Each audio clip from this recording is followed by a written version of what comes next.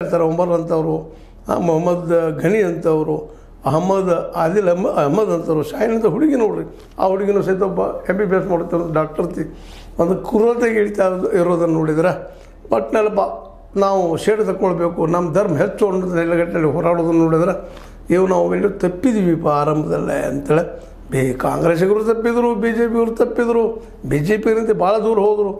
ದಂಡದಿಂದ ಎಲ್ಲ ನಾವು ಮನುಷ್ಯರಿಗೆ ಸಾಧ್ಯ ಪ್ರಯತ್ನ ಮಾಡಿದರು. ಆದರೆ ಇದರಿಂದಾಗಿ ಬುಲ್ಡೋಜರ್ ಓಡಿಸೋಂಥ ಪ್ರಯತ್ನ ಮಾಡಿದರು, ಮತ್ತೊಂದು ಮಾಡಿದರು, ಏನೆಲ್ಲ ಮಾಡಿದ್ದಾರೆ ಇವತ್ತು. ಮುಂದೆ ಅದೇ ರೀತಿಯಾಗಿ ಈ ಒಂದು ಬುಲ್ಡೋಜರ್ ಜೊತೆಗೆ ಇನ್ನುಳಿದ ಅನೇಕ ಹಿಂಸಾ ಮಾರ್ಗ ನಡೆದ, ಮತ್ತು ಅದ್ರ ಜೊತೆಗೆ ಲವ್ ಜಿಹಾದ್ ಅಂತ ಅಲ್ಲಿ ತೊಗೊಂಡ್ಬಂದರು, ತಂದಿದ್ದಾರೆ ಇವತ್ತು.